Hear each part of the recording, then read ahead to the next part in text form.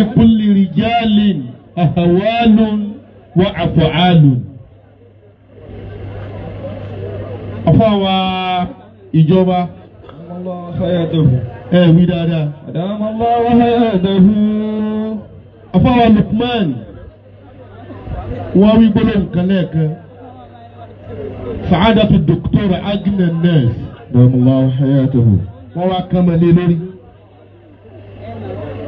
gbogbo ẹ̀dá láyé gbogbo àwọn táwa ń jòkó ìpátá la lóyún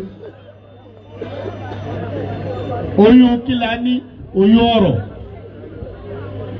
bí ọmọ bá sì wà nù ìyá rẹ̀ ó dijọ́ tí ọmọ náà bá jáde ká tó rí ìyá kíkó ewu ọmọ wọ́n ti máa ń wá kíyàn kú ewu ọmọ náà ni wọ́n máa ń kíyàn kú ewu ọ̀rọ̀. Allah. Lukmanul Hakim ọ̀gá rẹ̀ ń pè ń jọkàn pé isaf wasba ali sha'atan wa atini irba li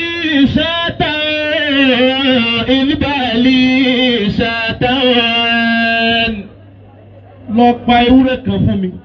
wa atini bi atiyabiha mudibatin. Àfáà àrídúnú ẹ dákun ẹ̀yin àfáà ẹ̀ ní bínú. Wa atini bi atiyabiha mudibatin. Bọ́ bá pa ewúrẹ́ nìkan bá ń yọ nǹkan méjì tó dùn jù lára ewúrẹ́ yẹn náà ni kó bá mú wa. Fa'atahu bil-lisani wal-qalbi. Lukmanu dá ewúrẹ́ dùbúlẹ̀ ó kú sọ́tún ó kú sósì ọ̀gá ní mú nǹkan méjì tó dùn wá. Nígbà tí ó gbé lọ bá ọ̀gá tí ọ̀gá ṣìwò ó bá ahọ́n àti ọkàn. Faqala lahu ma kana fiha shay'un atyaba min hadhin. Ìwọ Lukman ṣé bí ewúrẹ́ ti tó nì bí màálù ti tó nì gbogbo ohun tó dùn jù lára rẹ̀ kò kọjá méjì yìí náà. Fasakata. Lukman ló dákẹ́. Summa amarahu bi dhibhi shatin ukhra. Ọ̀dà mo ti ẹ̀fẹ́ tẹ́sì ọpọlọ rẹ o lónìí pa ewúrẹ́ mi lódìdí. Summa qala lahu alqi bi akhbathiha mudigatayn. Wọ́n bá mú un tó korò jù tí ò ní ju báásí méjì lọ lára ewúrẹ́ tó bá pa wá. Fa alqa al-lisana wal-qalba. Nígbà tí ó tún mú wá ahọ́n àtọkàn ló tún mú wá. Fa qala lahu amartuka an ta'tiyani bi atyabi mudigatayn. Ọ̀gá rẹ̀ ń sọ fún pé ṣé nǹkan ò sí ọ́? Mo ní o mú nǹkan méjì tó dùn wá Mawlana al-Mustajab. Fa'ataytani bil-lisani wal-qalbi. Ó mú ahọ́n àtọkàn wá. Wa amartuka an tulqiya akhbasaha fa'alqayta al-lisana wal-qalba. Ẹ ṣe pé òfin làákà ìmí ṣeré. Mo tún wá ní kó mú tó korò wá, o tún wá rí nǹkan míì mú wá lẹ́yìn ahọ́n àtọkàn. Wa qala mal hikmatu fi dhalika. Kí ló fẹ́ fi yé mi bí n tó ṣe yìí? Anna al-insana atyabu ma fi lisanihi. Báwo mi ènìyàn ti jòkó yìí tó bá ní kí ló dáa jù lára wa, ahọ́n náà ni o. Wà á kọ́ ẹni tó dáa bá ń jáde ńbẹ̀. Wa qala li-buhu. Mawlana Sheikh Labib. Abdul Kalami ma afada al-mustami. Inshallah. Mi bẹ́ kàrọ̀ yẹn kọjá bẹ́ẹ̀. Èmi ò sì ṣe wá sí. Wíwà láàrin wa níjókòó yìí ọ̀rọ̀ ni. Inshallah. Báwa tí ilẹ̀ ti jọ jòkó tá a fẹ̀ kẹ́kẹ̀kẹ́ yìí náà ọ̀rọ̀ ni. Inshallah. Ìjókòó tẹ wáyé ìjókòó markazi ni. Min alfi'a ila yadiha. Inshallah. وأنت بنفسك قد طالما تدعي مركزية. ما شاء الله. أتلو أواها كلانا لمولانا مدير المركز. دام الله حياته. وهو أطيب ما يكون. بيا بانقوا عليه يوني ìtọ́síyàn lára yìí ṣe wá pọ̀ tó báyìí àrífọ́ àgbà tẹ̀ tiẹ̀ wá mọ ní tẹ́sán mọ́ ẹlẹ́ẹ̀lì pààyàn tó ní mùdíwò ní mọ́ríkà. níbi tá a rò pé fẹ́ yẹn pọ̀ dé pé bí yẹn bá sọ yìí ń jáde kì í ṣe pápá yẹn ni wọ́n o àmọ́ tí yẹn bá ní mo lè pa yẹn torí tiẹ̀ kò sí nǹkankan kù lọ́kàn ẹni tí sọ̀rọ̀ yìí. ẹ wo aráńtẹ tí ń sọ̀rọ̀ ẹ wo ọkàn tọ́rọ̀ yẹn ti jáde. kì í wá ṣàkọ́kọ́ kì í ṣèkejì. ọ̀rọ̀ yìí náà làwọn èèyàn ṣe bìnnáwù lé lórí ló fún yín ní access pé ẹ máa bọ̀ wá nínú ọgbà Markaz náà.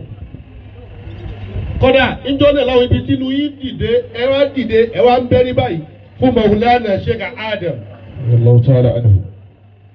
bẹ́ẹ̀ bá gbọ́ pé nǹkan kan fẹ́ talé Mudawul Markaz nínú àwọn táwọn èèyàn gbà pé nínú àwọn ọmọ ogun Mudiru lẹ́wà. ahọ́n kan ni ọkàn kan ni tọ̀ bọ́kàn yìí ti wá wà á lè rí ọkàn yìí a máa ń gbọ́ ara yìí. bọ́rọ̀ bá wà lọ bó ti lọ yìí kò sí ẹni tí a máa ń sá ọ̀rọ̀ ò lè gbé.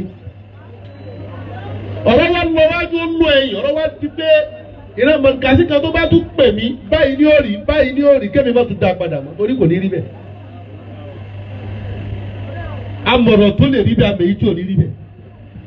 ọkàn kan lẹbi sọ ahọ́n lẹbi gbé jáde èyí tó wá jẹ́ gáyà ìjọmọlúàbí pátápátá ní pé kéé tútù tẹ́ ti jáde pé ẹ̀yin mọ̀nkàsí ẹ foríjì mi ọ̀rọ̀ yẹn wàláhì kò rí bẹ́ẹ̀ tí ro yẹn ẹnìkan báyìí mo fẹ́ bá rí àmọ́ mo kàn rí báyìí léyìí tó ṣòro ṣe fún gbẹ́rí bá ti tóbi ṣe pé mo sọ náà nù ẹ tètè jáde.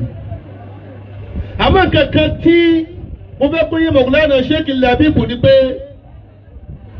ẹni tí a dá egbò sí lára àwa ń fi oògùn tí ó wo egbò yẹn lẹ́ẹ̀kan náà kọ́ ni egbò yẹn ó jiná yóò sì mọ fíìlì pace bí ẹ bá wá tẹ̀mẹ̀ yóò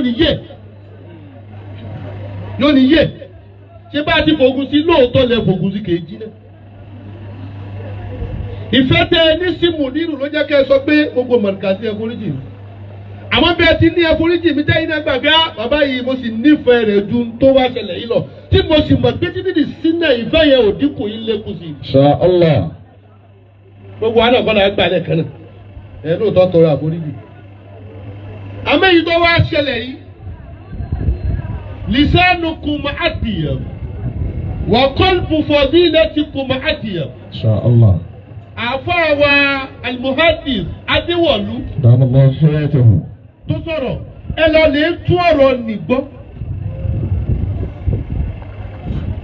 ọ̀rọ̀ tí wọ́n ń sọ ọ̀rọ̀ ni.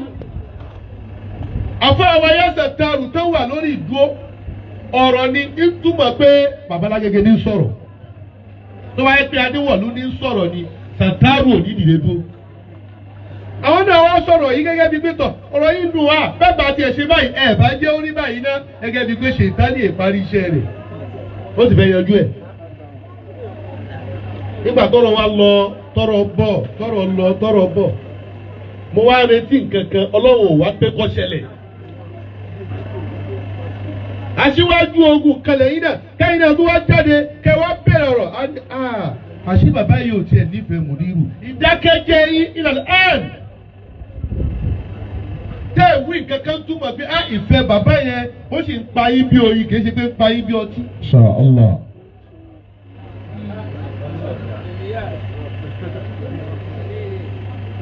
bọ́bá wa rí báyìí àwa gbà pé yẹn Mudiru ni a sì gbà pé nífẹ̀ẹ́ Maulana al-Mudir. Dàmọ́lá ṣẹ́yẹ́tẹ̀hù. Dókítà sọ lẹ́ẹ̀kan wọ́n fi kán mọ sí àpọ́nlé ni o àmọ́rọ̀ wà ní ọ̀rọ̀ yẹn pé akramakumullah níyì kankan gbogbo wa táwa yìí wallahi àti ìrí kankan tá a lè fi ṣe fàárí iye àwọn tàlẹ́là ń lò sàlásàtò àṣìyá Salasatu asiyakh kama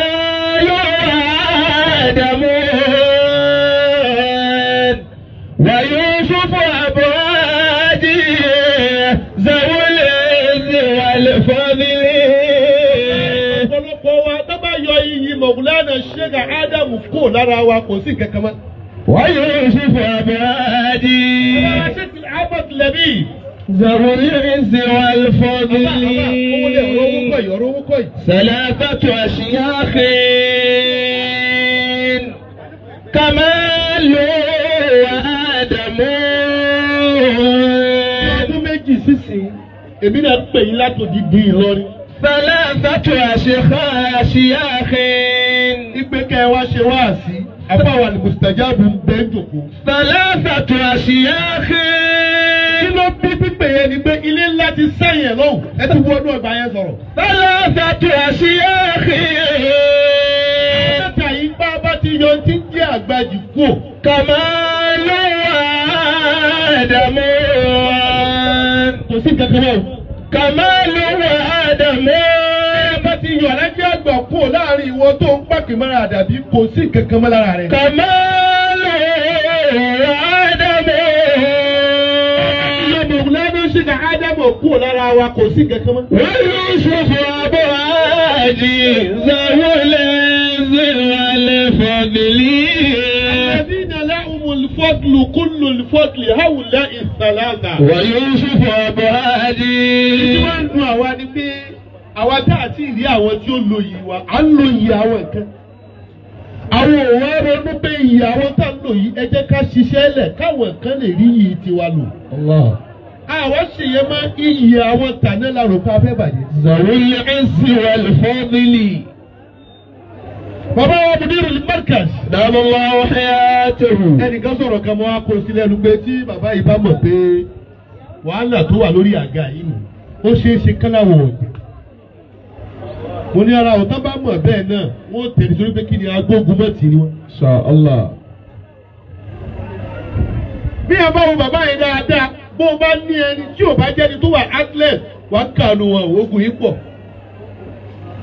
ogun yẹn pọ̀ ogun yẹn pọ̀ ọ̀tá yẹn pọ̀ ẹnu wọn mo ti gbọ́ pé ọ̀tá méjì ní bẹ̀ ọ̀tọ̀ ni ọ̀tá àjogúnbá kìí ṣe tiẹ̀ ó bá ń lẹ̀ ni àwọn àwò pé ṣé wọ́n lo jòkó bẹ̀ tó bá yẹ pẹ́ lòmíì náà ni wọ́n dà ìbátan ọ̀tá yẹn sí lórí èyí tí mo jogún bá ni mò ń sì yín lọ́wọ́ mi ò tí ì rí tèmi náà tí bára tọ́lọ̀ ń bá ní mo wá ṣẹ́gun ọ̀tá àjogúnbá kí ṣẹ̀wá fèsì àwọn ọ̀tá tèmi gẹ́gẹ́ èyí ò tí ì fèsì àwọn ọ̀tá bàbá rẹ̀ tán.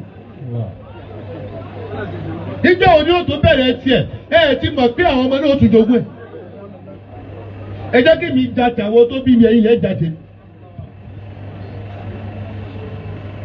ẹ wá wo bó ṣe lọ ó wá lọ títí fá ilẹ̀ yìí lájọ wa ẹ̀yin náà bínú jọ náà níjọ́ tí ẹ̀rọ ọlọ́run bá kọ́kọ́ the end ọlọ́run ní kéèyà.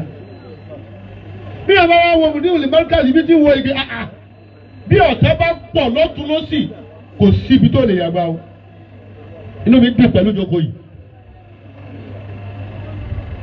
ọba Mudirul Markaz gbogbo wa ń dúpẹ́ lónìí ni ẹ̀yin náà ti wá mọ̀ nú ọmọ ogun.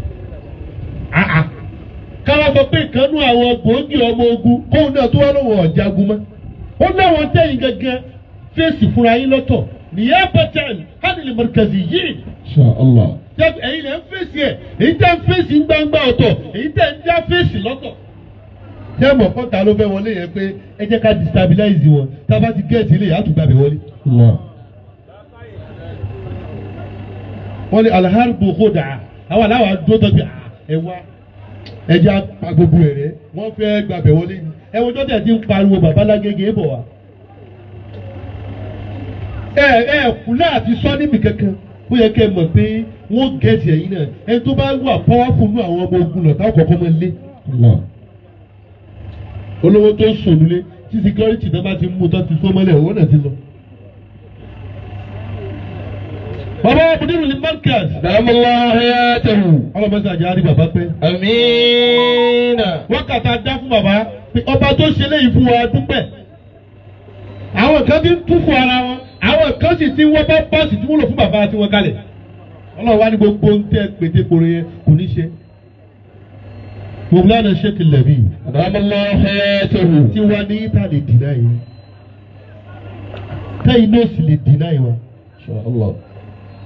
kò sínú ẹni tó sọ pé bọ́ọ̀lù ti Markaz ti jẹ́ kò ṣeé jákò lára yín ó jẹ́ kẹ́yìn rò pé yẹ àwọn nǹkan ṣiṣẹ́ yẹn wọ́n rí i ṣe pé èdè àwa bá ti mú ìjọba yìí náà tá kẹ́yìn rẹ̀ sí wọn. ẹ̀yin náà ti sọ̀rọ̀ tẹ́mọ̀ bọ́ọ̀rọ̀ tó tóbi bí ò bá tóbi ní ẹ̀rí jáde bẹ́ẹ̀ foríjì àmọ́ ṣètò ní sọ pé òun ìdíjẹ́ wọn gbà.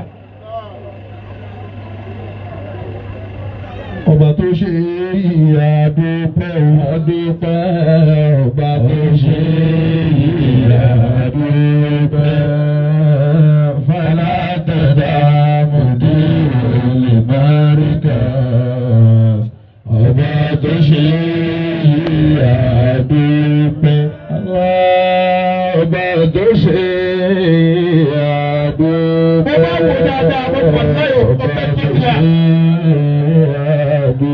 Bọ́láwọ̀ bá tó bó ti tó ní níbo náà bá fọ́ sílẹ̀. Àtàdá àmọ̀dé lè máa rí ká. Ó kú òkèlè iná pátá mọ̀nìkà sílẹ̀ ní ìgbà ìyá rẹ̀. Àdúgbẹ́. Ọlọ́run la fẹ́ dá sí. Kò dójú ti wá aláwọ̀ àdúgbẹ́. Ọ̀rọ̀ tí ń pa àwọn ìkànnì fún kódà mọ́rí lára bá wà ní. Kò ṣe lórí mọ̀bí. Ìjọba tó ní kálukú ọmọ bẹ̀rẹ̀ pé dákọ̀ wá sí lọ́rọ̀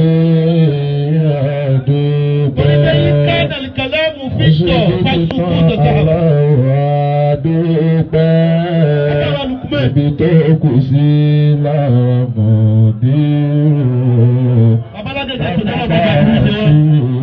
má ṣe jẹ́ pẹ́. Kò sí ìtìnà kankan láàrin Sùmùrà àtàdàbí. Láàrin Sùmùrà àti Mọ̀rkàzí. Kódà láàrin àdàbí àti Mọ̀rkàzí.